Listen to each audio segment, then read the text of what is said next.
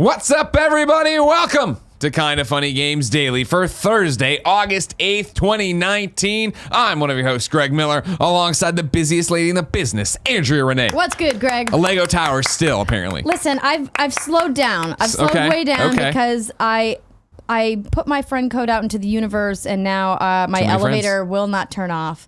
And so I don't really have time to micromanage my tower the way that I want to. Sure.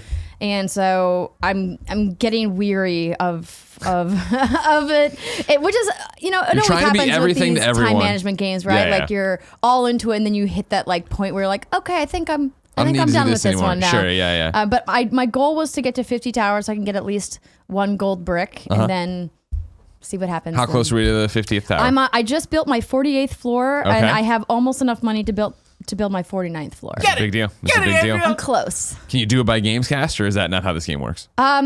I might be able to, but I would have to be on Lego Tower for like from now until Gamescast. It's fine. Kevin's subbing. She's got to play Lego Tower. All right, I'm in. I got it. All right, Kevin, today we're going to talk about 2K investigating a streamer, threats to the Twitch office, and so much more, because this is Kinda Funny Games Daily. Each and every weekday on a variety of platforms, we run you through the nerdy video game news you need to know about. If you like that, be part of the show. Patreon.com/kindafunnygames. If you go there, you can give us your questions, comments, concerns, and everything under the video game sun. Then tune in to watch us record the show live, twitch.tv/kindafunnygames. If you're watching live, you have a special job. Go to kindafunny.com/you're wrong and tell us what we screw up as we screw it up, so we can set the record straight for everybody watching later on youtube.com/kindafunnygames, roosterteeth.com, and listening on podcast services around the globe. Housekeeping for you today. There's a brand new party mode up, probably. I saw a Slack about it. youtube.com/kindafunnygames. You can go watch us all play Marvel Ultimate Alliance 3. If you can't do that yet, it means no one responded to Barrett's Slack, and someone will do it soon and publish the video live.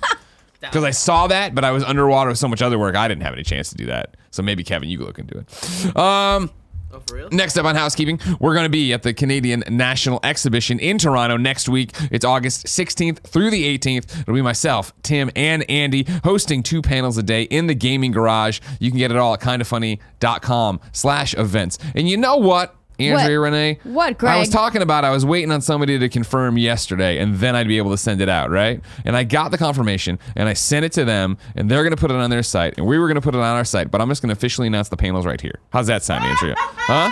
That sounds excellent, Greg. Also, Andrea, don't you hate it when you've had an email chain going so long, there's like 90 responses in here, and Gmail's like, I'm going to load all of them you for you. gotta just start a fresh thread. Put that one to bed. Just archive it. I agree with you that I have to do that. It's just too long now. You know what I mean? Yeah. So now I gotta keep and then you get scrolling that down one on. person that's got the really obnoxious image in their signature. Yep. Huh.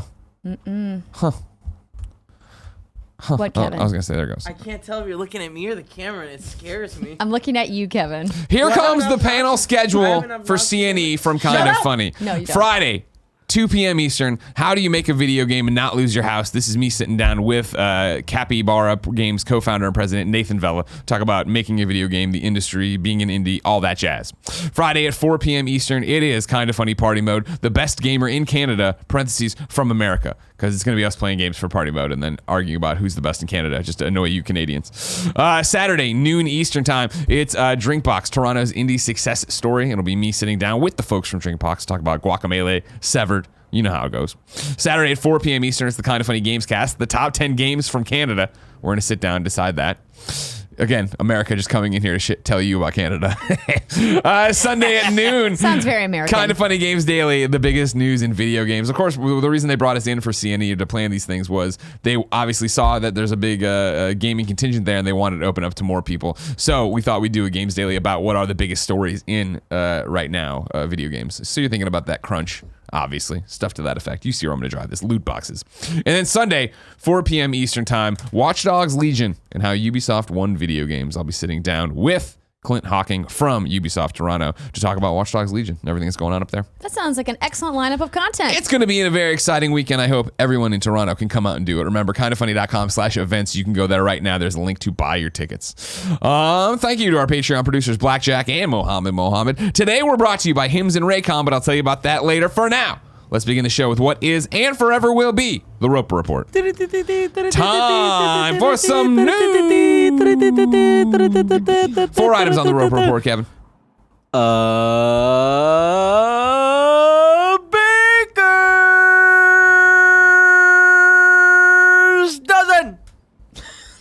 Before we went live, Kevin said the hot coffee's hitting me in a good spot, and you can see what that means.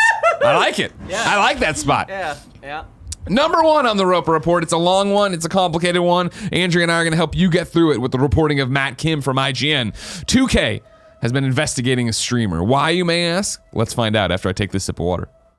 What's happening out there, Kevin? Just 2 breaks. This morning, and this is actually from yesterday morning, the hashtag boycott Borderlands 3 began trending on Twitter. The hashtag was created in response to a video published by Borderlands YouTuber SupMatto, who claimed he was the target of an investigation by Take-Two Interactive over Borderlands 3 leaks. IGN has learned that 2K Games and Take-Two, the parent company of 2K, as well as Rockstar and Private Division, have indeed been investigating SupMatto's, and I'm saying that right, you think? Is that how you say it? Well, his name is Matthew, I believe. SupMatto. So. Okay. SupMatto's Borderlands 3 videos is part of a wider investigation into ongoing Borderlands 3 leaks. Parentheses. 2K serves as the publisher on Borderlands 3, which is being developed by Texas-based video game studio Gearbox Software. Yesterday, YouTuber SupMatto published a video that claimed that 2 private investigators showed up at his residence to inquire about his Borderlands YouTube account. Quote, I don't feel like I have anything to hide. They questioned me about various things relating to my channel, the live stream that was discussed on my channel, and they told me they were from Take-Two Interactive, end quote. However, our investigation, this is IGN, revealed a complicated 10-month investigation initiated by 2K and Take-Two into prominent Borderlands 3 leaks. In a statement to IGN, 2K confirmed the investigation into SupMatto. Quote, Take-Two and 2K take the security and confidentiality of trade secrets very seriously. The action we've taken is the result of a 10-month investigation and a history of this creator profiting from breaking our policies, leaking confidential information about our product, and infringing on our copyright, a 2K Games representative said. SupMatto's video focused on an incident related to the official Borderlands 3 Twitch extension, which SupMatto reported on based on a Twitch exploit. Quote, it's not some crafty workaround, SupMatto claims in his video. On April 29th, the official Borderlands YouTube channel posted the reveal of the Twitch extension leading into the gameplay reveal, and the name of the testing accounts were exposed in that video. This wasn't found by me, end quote. However, 2K allege SupMatto's leaks into Borderlands 3 goes far beyond just the Twitch extension. SupMatto's YouTube channel has published videos dating back to 2018 with information on Borderlands 3, including accurate details on characters and mechanics months ahead of Borderlands 3 official's reveal.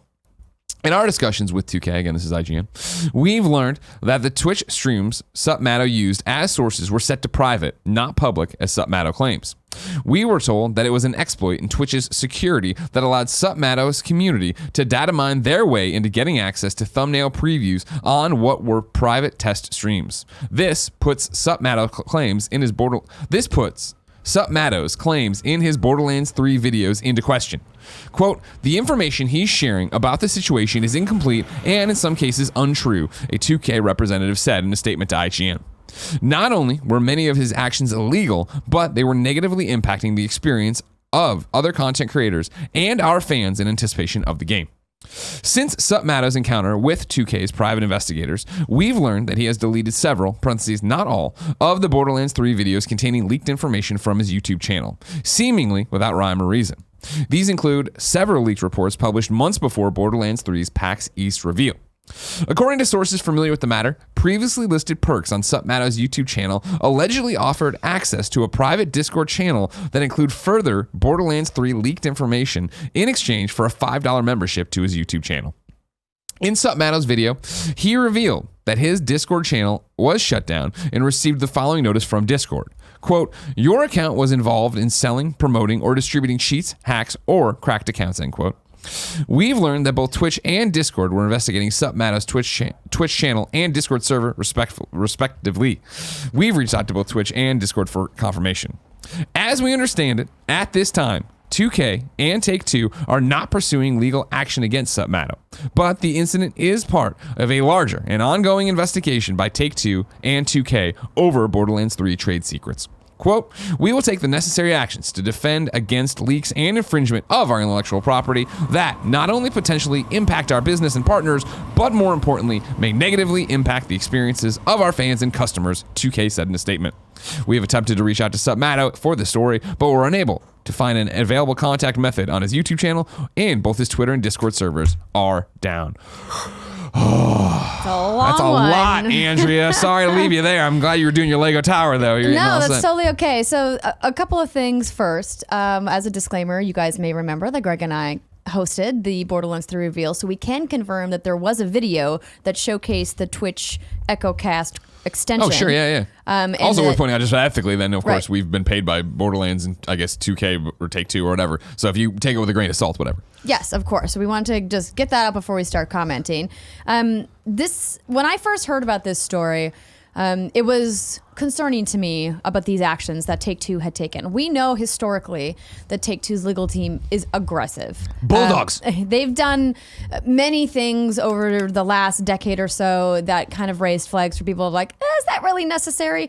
But as they've mentioned in their own statements, they take the security of not only their staff and their employees, but also their intellectual property very seriously, as they should. You know, if you have intellectual property that's worth billions of dollars, you know, you have a really feisty team to protect it. So that is not surprising to me. I saw another YouTuber do a video kind of breaking down what was happening with SupMatto without the other side of the 2K investigation, which is really why I want to give like a tip of the hat to Matt Kim at IGN for doing the work of saying, hey, we're not just going to take these claims at face value. Sure. That's what investigative journalism is. Sure. Let's go to the other side and see what they have to say and then bring both sides together. Yeah. And it's clear that there's missing information from both sides here. Sure. Whether 2K is willfully leaving it out or SupMatto is willfully leaving it out because he doesn't want to admit he actually did something wrong that 2K discovered along this investigation remains to be seen, right? Yeah. We don't know. I think what we do know is that there was some data mining that happened. According to 2K, and I assume according to Twitch, those streams were private. They were not public. If that claim is valid and SupMatto's claim that they were public is not valid, that completely changes the tone of this story. 100%. Right? Because that means that his community and himself were really going into things that were never meant to be seen by the public. And clearly it was never meant to be seen. It was a test server. Sure. They were testing Twitch items that they are going to be implementing when the game launches. Yeah, right. You can't launch a Twitch extension and not somehow test it beforehand. Correct.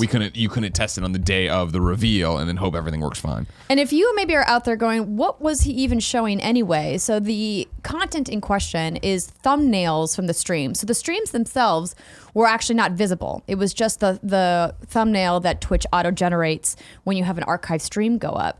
And on those thumbnails was information on the HUD, and you could see like guns and like, so basic information that you would get from a screenshot of gameplay is what they were looking at and trying to get details of. I don't blame the community for wanting every bit of material or information they want because they're excited, but there's a line I think that was crossed here. And in particular, the line of him saying, I'm going to charge access to a private Discord where we can show you what we data mined out of this, to me is like a step too far. Yeah. The whole thing is weird. For me, the story from Matt Kim here, and again, hats off. And again, I did the thing I don't like doing where I read the entire article and it's very long. But obviously, there's so much context there, I felt like I couldn't get around it. Please go over to IGN, give him a click, say hi to Matt Kim.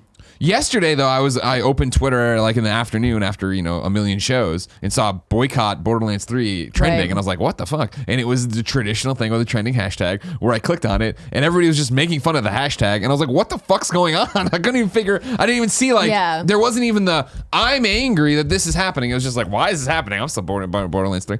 And then to get to Matt's article and read about it, I get to the end of this article and I'm just like, okay, like, I don't know what to do with any of the information I really just read because it seemed like yesterday when I saw the hashtag and I finally got down and it was like 2K or Take-Two sent investigators to this guy's house. I was like, oh fuck, did they like rough him up? Did they do all this different stuff? And even SupMatto's statement, right, is like, I don't feel like anything to hide. They questioned me about various things relating to my channel, the live stream that was discussed on my channel, and they told me they were from Take-Two Interactive. And for the record, he didn't have to say anything to them. If they're private investigators, sure. Yeah, totally. he could say, Get the fuck off my porch. Get off my property, you're trespassing.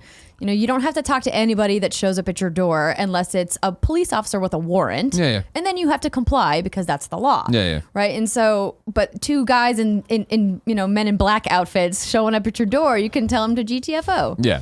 But I read that and it's like, oh, so they didn't, according to what I'm reading from SupMatto here in the Matt Kim article, it's like, okay, so it doesn't sound like they really even crossed the line there. And if it's like, if the end of the argument is, well, they're strong arming and they're coming in, it's like, well, I mean, they feel like he violated something. Like this is, if you're going to deal in like, when Jason Schreier puts out all this stuff that he finds and learns and leaks and stuff, I don't think he's sitting there like, no one's going to come after me. I don't have to worry about anything. I don't have to be buttoned up. I don't have to be ready to, he knows that. He knows that. Then again, Jason Schreier also knows what the law is in regards to what information you can publish and what you can't, because he is a smart journalist. Of course.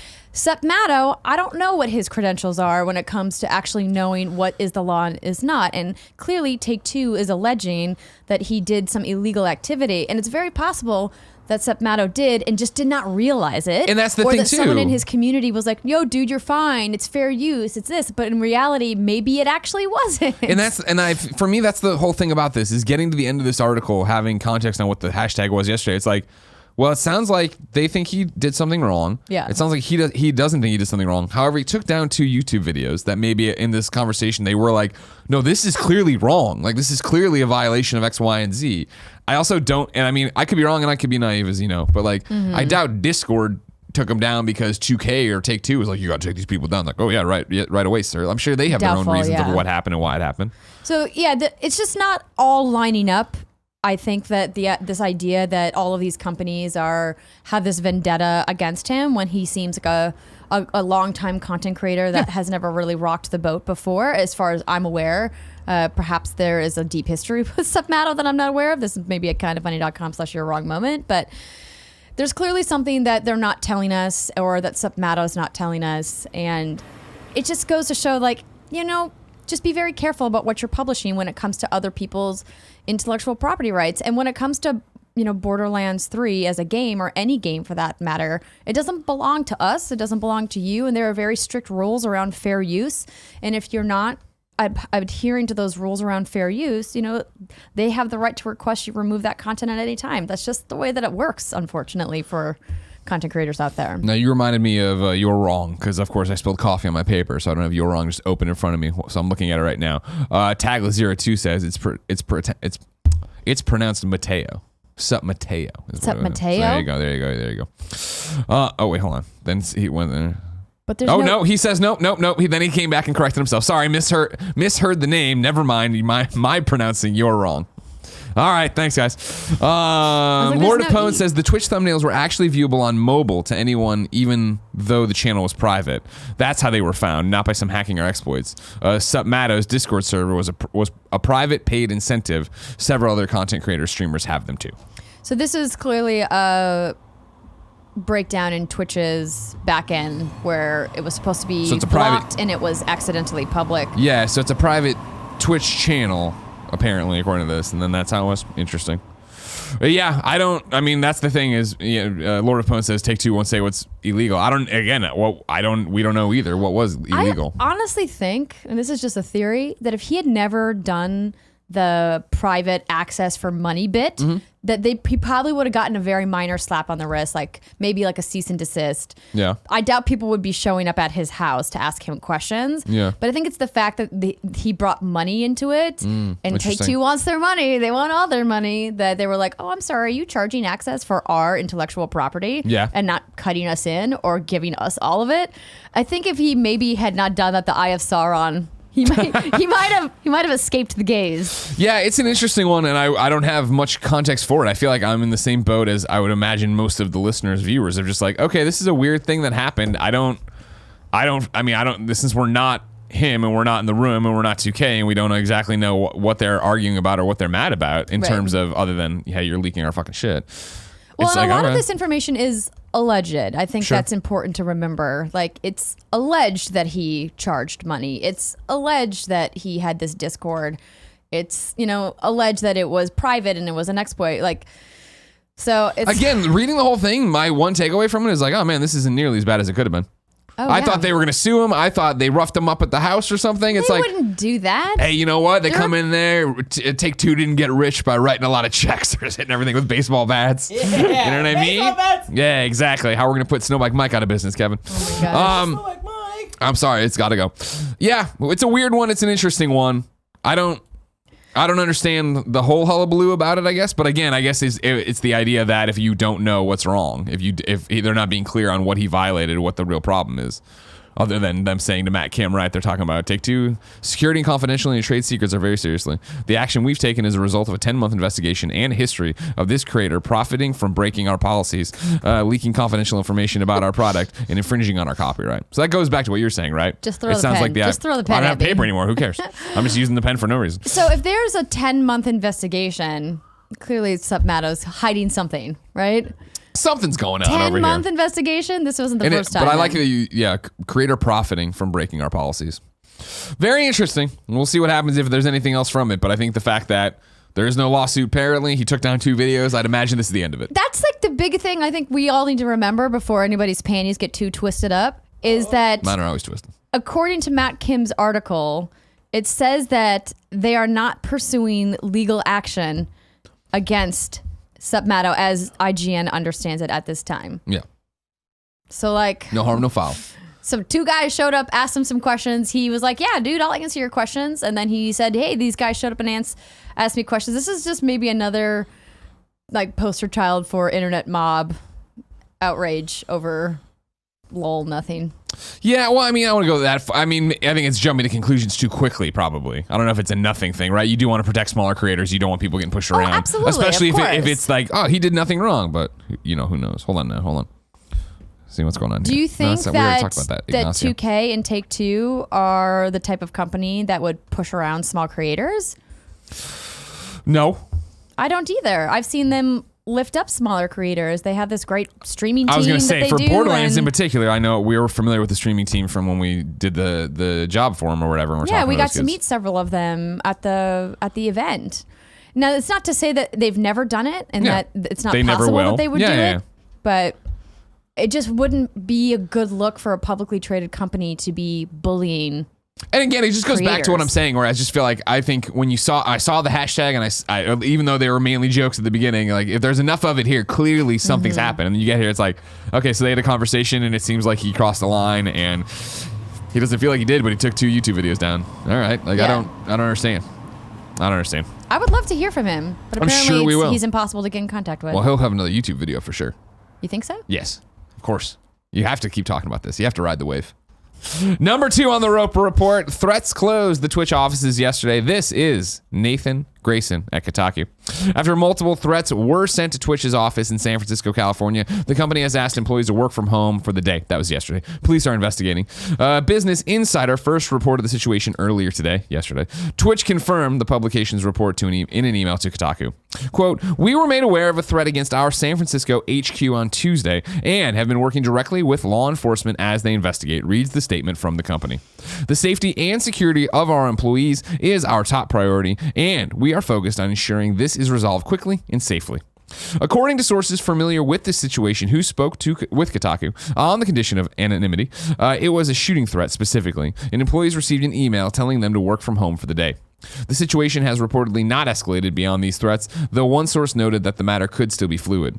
Speaking to Kotaku on the phone, an officer from the San Francisco Police Department said the Twitch HQ had been threatened multiple times in the past 2 days, seemingly by the same person. Quote, there was a threat made yesterday, said the officer. The same threat was made today, followed up with, the threat is real. Police were on the scene earlier today, but have since withdrawn. The officer told Kotaku that the situation is not currently considered an active threat, but our special investigation unit has been notified. Man, fuck that, Andrea. Yeah. What a horrible thing. That's terrifying. Especially in the wake of all of the gun violence that's been happening across the United States. That's incredibly frightening. And I hope all those people are doing okay and that the police find out who's doing this and prosecute to the full extent of the law. Exactly, yeah. What a horrible thing. And like what you're saying, I think it's definitely that it's on everybody's mind right now, right? And I think it's interesting to see that that's how quickly it can happen, how fast it can happen, right? And that I'm glad that Twitch is telling people, or yesterday was telling people to stay home, and obviously over the last 24 hours since this broke, it was reported right after we went off the air. Nothing had happened, nothing has happened. Knock on wood. So yeah, hopefully they catch the person who's doing it. Don't do that. Don't be stupid. Don't call in bomb threats. Don't do that. No, don't. Number 3. Annapurna has filed for bankruptcy protection. This is James Batchelor at gamesindustry.biz. Stick with me. It's Annapurna Pictures, but we'll talk about how it's going to affect games. No. Annapurna Pictures, the Hollywood firm that owns the indie games publisher Annapurna Interactive, is looking into protecting itself from bankruptcy. The Hollywood Reporter reports the move follows a year of rumors that the studio was losing moving after multiple films that struggled to set the box office alight, as well as the cancellation of some high-profile projects. Restructuring deals with financial institutions is not uncommon, yet the process is usually handled without the spotlight on us, said one of the higher uppity-ups. Unfortunately, people like to write about me and my family. Regardless of whatever comes out in the press, the truth is that we are well on our path towards success. There will always be speculation, misinformation, and personal jabs in the press. That's part of business. We have a lot of exciting things on the horizon, and I have no doubt all of our hard work will continue to show Annapurna's unique and powerful place in this industry.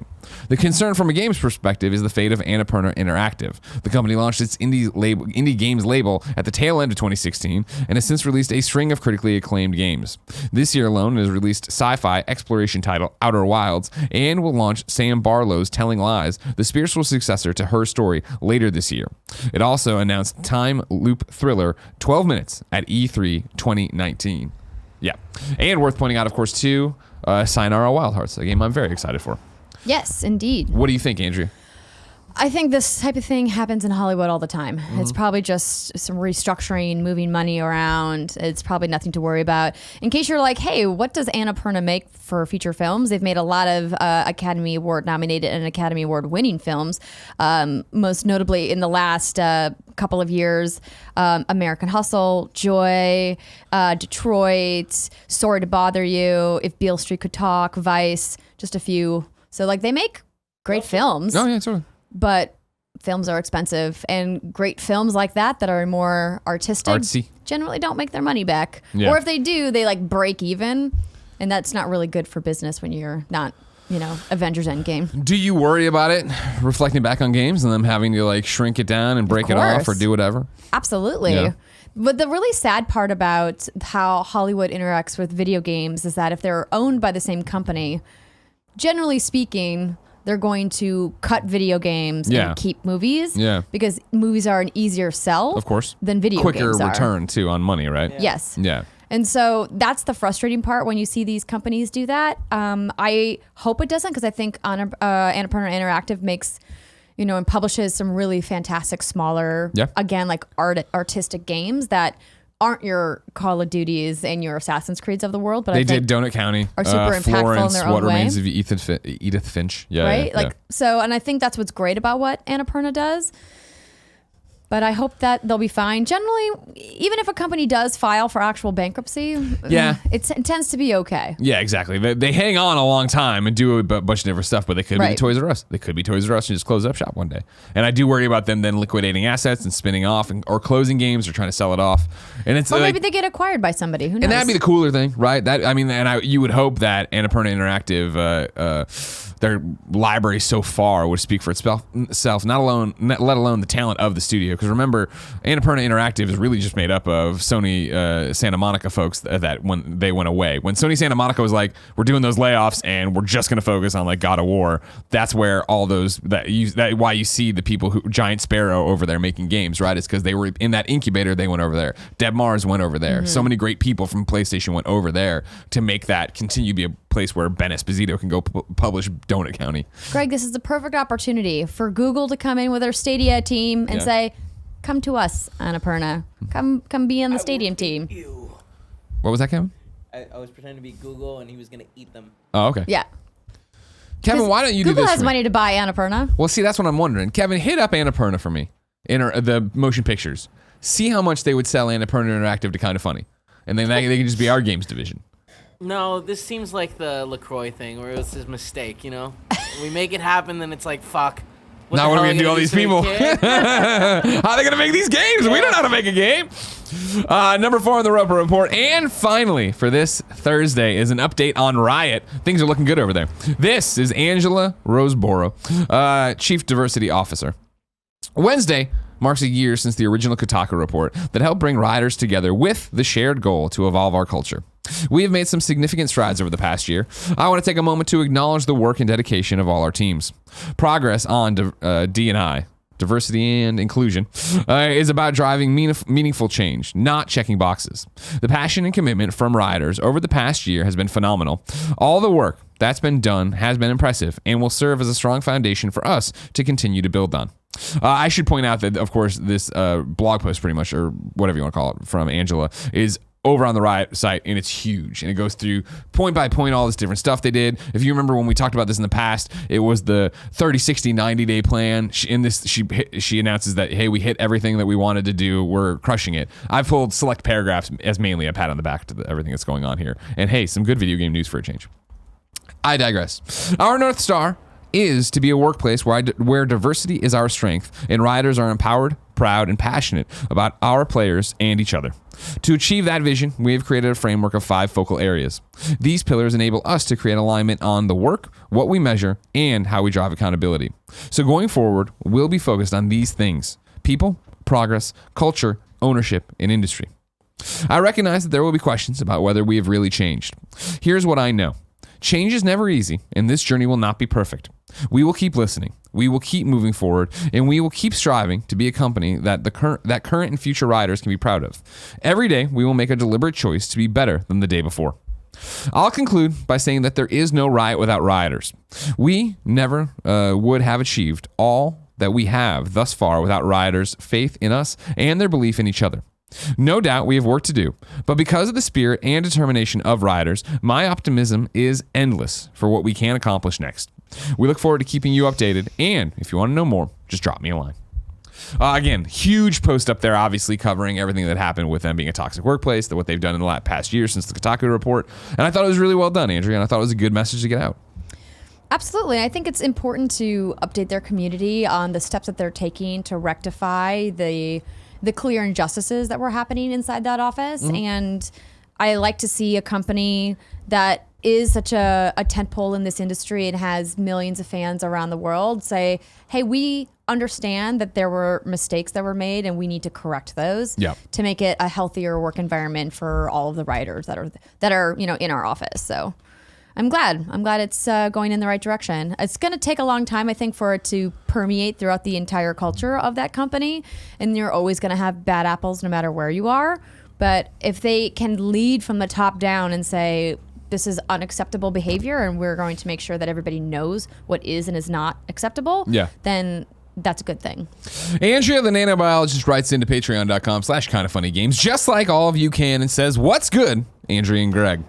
Riot employees have spoken out since the Riot protests and have said that after a long year, their employer has improved immensely, even though they haven't done everything that's needed. Based on Kotaku's article, they clearly...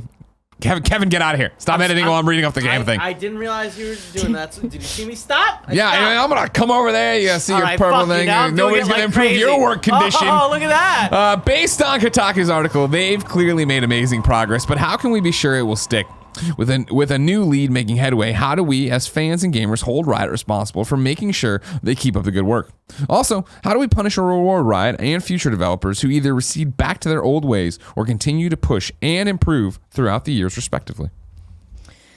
It's a good question. I don't know if it's the gamer's responsibility to punish or reward Riot. I think that's the employee's responsibility. And because they, as the ones on the inside, are the ones who are experiencing it day to day and truly know what it's like, and not just getting secondhand information from the outside. So I'm not sure if there is a way to punish or reward, I think we're already on it, right? And I think it's the fact that we've all spoken loudly this year, and I mean the last calendar year, and into last 365 days, in the way that I think it's pretty loud that gamers want the people who make their games to be treated better. Whether that means unionization, whether it means not getting farted in the face while you are in a meeting by your boss. What? Come on, Kevin, pay attention to the news I'm talking about here. I think that has been heard, and I think as long as we continue to say that and back that up and talk about that publicly and have these conversations and have tweets about it, I think you're going to continue to see employees that are empowered to speak up about it when it goes wrong and talk to people like the great journalists at Kotaku that are out there doing these reports, you know what I mean? Or a Matt Kim at IGN or whoever. I think everyone understands now what is at stake and what can happen if you go rogue. You know what I mean? I think the boys club bullshit, I mean, it's sadly never going to go away completely, and there's always going to be some boys club bullshit somewhere. But I think in terms of what you're allowed to get away with as the chief operating officer or whatever the guy was, right? Like, that shit's over with. And I think that that's clear enough where one tweet can change everything and you can get that out and go. I'm going to disagree with you on one part. Please do. That shit's over with is 100% false. Well, that's I said that. I kind of dialed it back. And like, I appreciate that a lot of people have their eyes on the situation now. That was really like stirred from the Me Too movement that happened in the feature film business, but it's far from over, and I don't know if it'll ever go away. Sure. As someone who's experienced this across my life in many different facets and in many different industries, like, it's just so ingrained in cultures around the world that this idea of toxic masculinity is going to take decades. Generations. Yeah. Generations is probably a more accurate term to dismantle. And even then, I don't think it's ever going to go away because there's certain cultures that embrace it. Sure. And I'm not here to tell other cultures how to live their life. I just like to live a motto myself of lift people up, don't bring people down, and treat people the way you want to be treated. And that's not what was happening.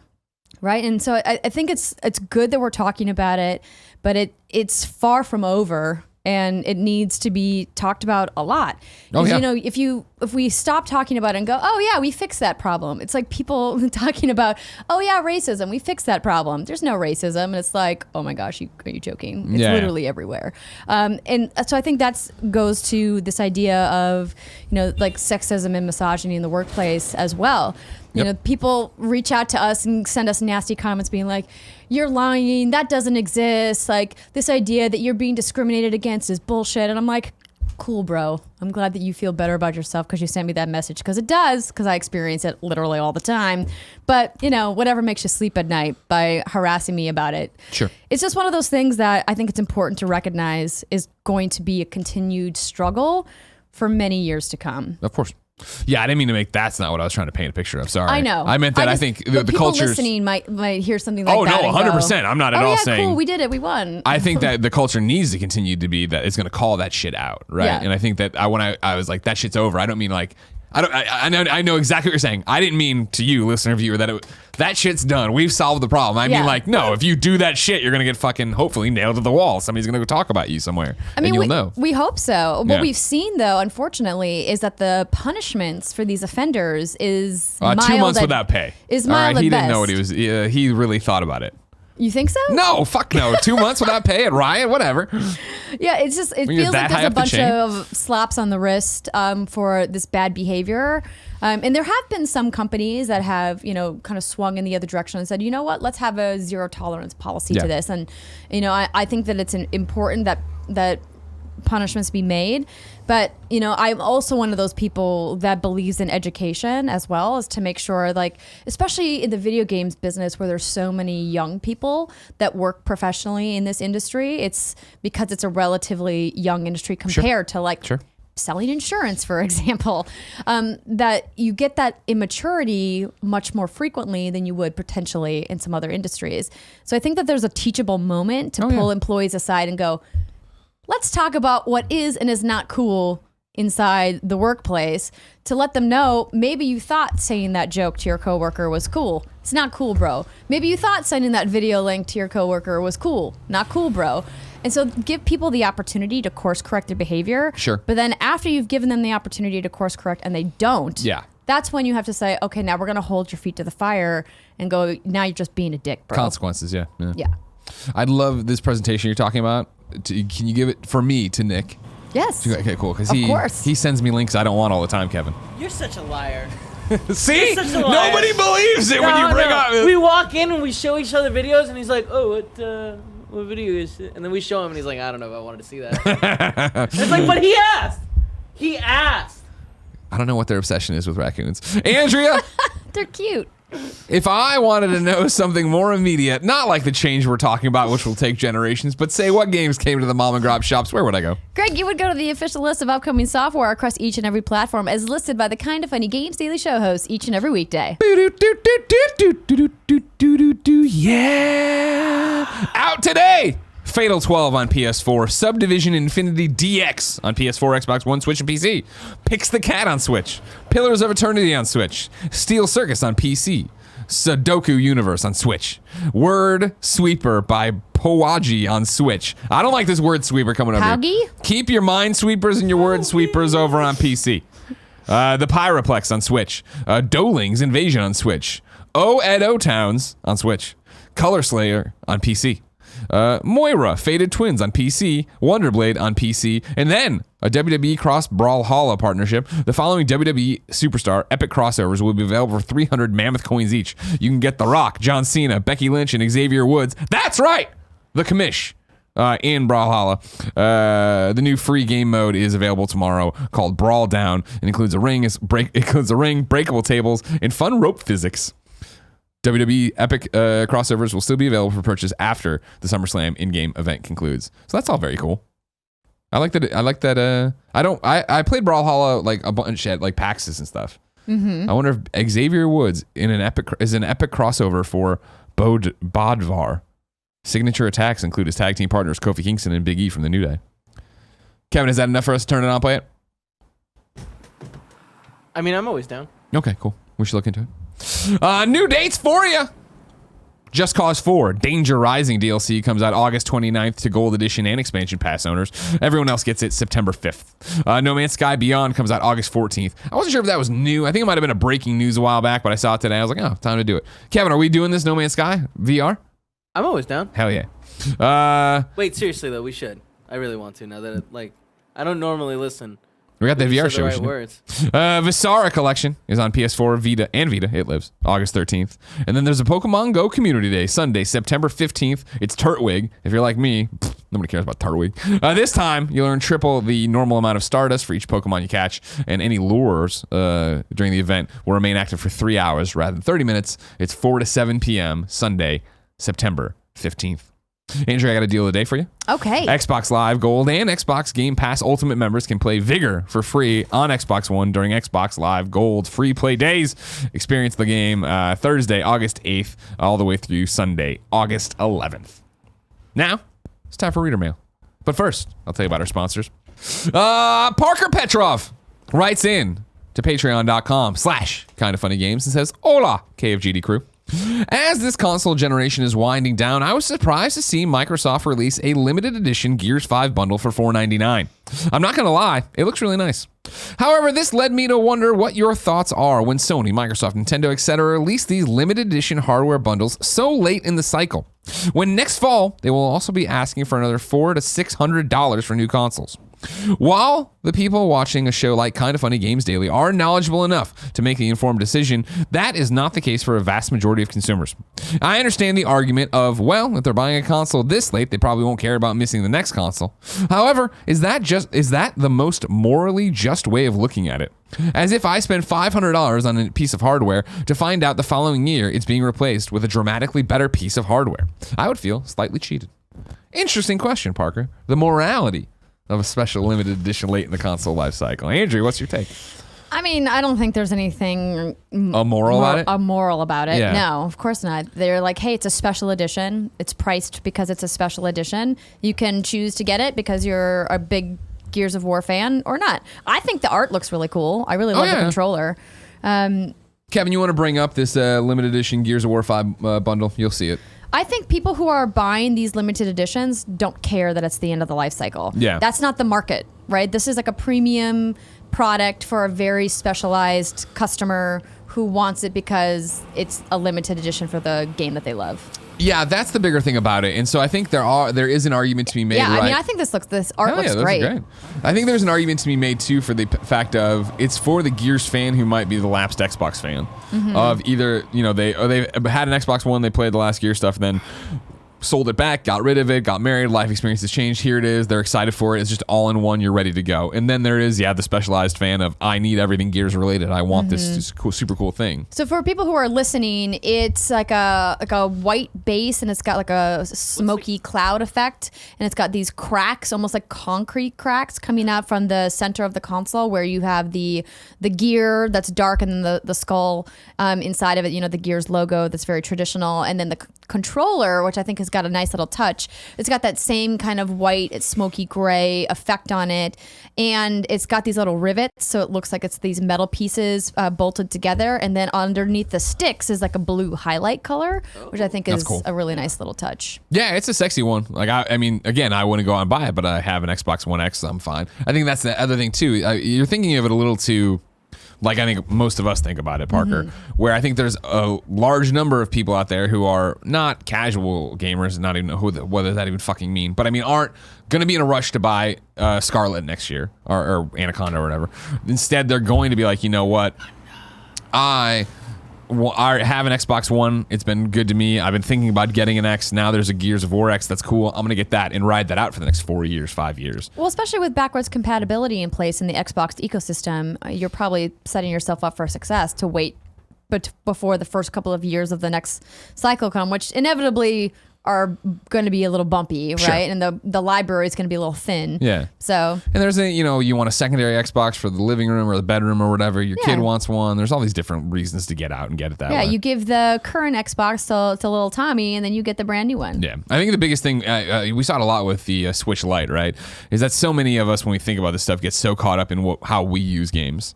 And how I will never buy it. Why would I buy this Gears of War 5 thing when there's a million different reasons out there for other people to buy it? This is for the people who are getting Gears tattooed on their bodies. Sure, exactly. Right? Yeah.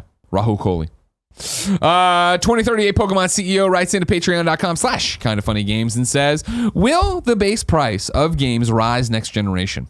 The last time they increased was the PlayStation 3, Xbox 360 generation. Do you think with the increase of digital sales and the larger cut the developer gets, they don't need to increase? I think they should probably increase. You think they will, though? I honestly don't know. I don't think they will. I think next generation will still be 60 for your AAA big budget. This is the game, and then I think it's the descending order of indies and this and digital that. I don't think they'll shake that up. And I mean they could, and it would be the normal thing that it always is of outrage for the moment, and then we all get used to the new norm, right? Yeah. Because if you were to ask me, and I'm granted everybody knows who watches the show, I'm an idiot and forgets everything from the past. But if you were to ask me before this question, when did prices go up? I would be like, ugh. I don't really remember. So for it to be PS360 that we jumped from 50 to 60, oh fuck, okay. But it was like that's how normal it was, how used to it we all got. That's inflation, but I don't think I do think, as we've talked about with the digital future and the power it gives you and stuff, I do think you're going to see this next generation people really explore the scale more of what is how much is this game. I think 60 will be the base still for like this is your high end, the AAA, what we expect out of like Sony first party, Xbox first party, and then I think descending through that, you'll see interesting moves in terms of what people are charging. I would like to see the base price raised, but then not all of these crazy deluxe edition, the super fancy deluxe edition, the gold edition, the platinum edition. I would like to see that go away because it's not only confusing to consumers, but it's literally them trying to figure out a way to earn more money so they don't have to raise the base price. How about instead they raise the base price and then just include all of that stuff in it, and there's just one copy of the game? No way. They want to upsell so bad. It's too easy, Greg. Yeah. It's too easy. They want to get these Gears of War tattoo people. But they don't have to upsell if they make all games $80 and then just include all of that stuff. But the problem is, you're not splintering it, and then GameStop doesn't get a special pre-order, and Best Buy gets a special pre-order, and Amazon They'd gets still theirs. get the special pre-orders. That would still happen. Well, we don't know. In my perfect world, okay, all of the content would be in all of the copies of the game. Sure. But I think, they just can't because they know there are, in the same way mobile games knows there's the whales out there that'll pay, a gajillion dollars in a Pokemon Go. Keep your whales with your fancy skins inside the game and let that ecosystem live on. If people want to buy like the super fancy skin for like their character or their guns or whatever, sure, that can stay. That's fine. But like it's when there's like exclusive maps or like an exclusive mission or any of that stuff, that to me is just like, I don't like it. I hear you. No, I'm not, I understand what you're saying. I just don't think they'll ever do it because they want that. Because it is the same thing of that's that works for you and me on the games we love, but there's so many other people who are going to be like, I don't care about this extra shit. I just want to play through the story and be done with it. That they don't know what they're missing from these super deluxe special editions. They'd rather pay 60 than 70 or 80. I'm just saying somebody has to lead the way. All right. All it takes is one major publisher to say, this is what we're going to do. Andrew's looking to you, major publishers. Who Ubisoft. will be Is it going to be you? They will not Maybe be Ubisoft. Maybe it's EA. Maybe it's Activision. Who could say? No, they all Bethesda? love money. They all love money. They're not doing that. They're not going to shake that out. Bethesda won't either now. Time to squad up. This is where one of you writes into patreon.com/kindoffunnygames, giving me your name, username, platform of choice, and why you need help in a video game. I read it here. The best friends come and find you, and everybody plays games together. Today, Willie Lopez needs help on PlayStation 4. His PSN name is ChillyCash. Chilly Cash. Hey, fellow best friends. I've been playing Rainbow Six Siege since it released more than 3 years ago. Every season, I've always been ranked gold. Never once have I been able to reach platinum. So I'm so close this season and could use a bit of help to get over the hump. I'm also willing to teach anyone new to the game how to play in casual matches. If you want to get down with some Rainbow Six Siege on the PlayStation 4, hit up ChillyCash, aka Willie Lopez. Andrea, we asked people watching live on twitch.tv/kindoffunnygames to go to kindoffunny.com/you're wrong and tell us what we screw up as we screw it up. Nano Biologist says breaking news. That's not a screw up. That's another one. No, I'm not doing that one. Huggy Homer did put up that Annapurna Interactive responded to the bankruptcy protection news. It's a weak one because it's just a tweet of "we good," a gif of the guy saying "we good" from what movie is this from?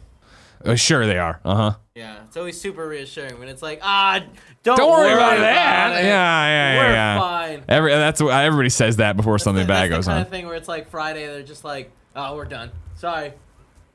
See you later. What is did you look at the GIF? No, I didn't. It's Ice Cube's son, right? Who was in he was in that Straight movie. Outta Compton. Yeah, but he was also in that Instagram movie. Yeah, that we liked. I don't remember the name. Yeah. He was obsessed with Batman in it. Yeah. Give me his name. Can you give me his name? I feel use the computer in front of you while you. I got it. Oh God, Jesus Christ.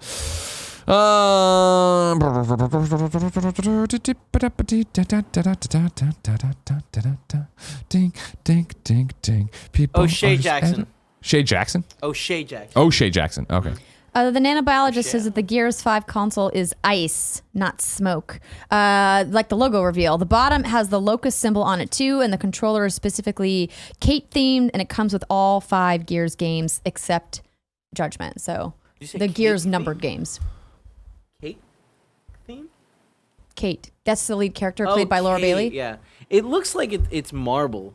With like I think it looks look like concrete. marble. I thought it was concrete. I thought it was concrete too. Yeah, that's what I'm doing. Il Grill Chill writes in and says new release date. Xbox Game Pass Twitter surprise announced 3 new games for the program that'll be available today. Jackbox Party Pack 2 for console, Space Hulk Tactics for PC, and Where the Water Tastes Like Wine. Then somebody's trying to "you're wrong" me on Pokemon Go, but I thought No, there's no way. You're the master. No, that's not what it is. It's just I feel like that's I saw that today. You're like, get out of here with the raid stuff. I don't care about the raid stuff right now. News over here. September this. A new date from Lord of Pwn. Damn, I'm right. Indivisible launches on PC, PS4, and Xbox One on October 8th. Switch will be later in 2019. Indivisible is a Kickstarter RPG from the people that made the popular 2D fighter Skullgirls. And I have played this game. It's very fun. Oh, yeah? Mm-hmm. It sounds familiar, but I don't remember it. We played it at Judges Week last year. Kevin, can I see a trailer for Indivisible? It's like the side scrolling. It's the girl who's got the little friends with her, and it's like the transition between. It's kind of got a. Sorry, there's a car alarm going off. It's kind of got a little bit of a Metroidvania feel, but then it also has like a real-time battle system. Okay. I mean, not ringing a bell, but I'll look at it. I feel like we don't have to watch the trailer. Andrew describes it well. I don't know what it looks like. Blanket Fort 83 says Greg mentioned Pokemon Community Day is 4 to 7 p.m. on September 15th. This one's actually going to be from 11 to 2. Oh! This looks real pretty. All right. It was really fun. I remember this one. Yeah. Yeah, whoa, I did like this. She stuck her axe in the wall. That's exciting. Yeah, I think it's going to be really good. I'm excited. I'm bummed that Switch is later and not at launch, but... Oh, yeah, that does suck. Because this looks like a perfect Switch game. Yep, perfect Switch Hell yeah.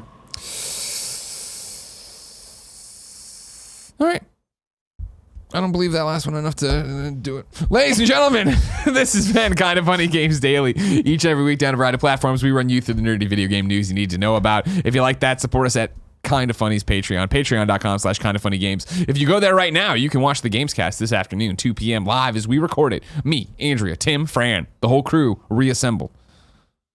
Kevin's over there. Tomorrow, Tim's on the show. Twitch.tv/kindoffunnygames, youtube.com/kindoffunnygames, roosterteeth.com, podcast services around the globe. You got it. You know what all this is. Andrew's on What's Good. It's true. You got a new show tomorrow, right? We do have a new show tomorrow. Excellent. Let me tell you, there is so much Fire Emblem talk in that show. It's a little crazy. Have you been playing it, or is it just Steimer ranting? It's Steimer and Britt. So Nintendo, thankfully sent us a code, and I knew immediately that this was to go into Steimer's hands, not mine. And Brittany also got her own code, and so they were just like going off about it. So if you guys are deep into Fire Emblem, but it's a spoiler-free discussion. So. Oh, nice. Okay. No spoilers. Well, there you go. That's up tomorrow. YouTube.com/whatsgoodgames. Until next time, ladies and gentlemen, it's been our pleasure to serve you. Oh, caught you sleeping, did we, Kev? Huh?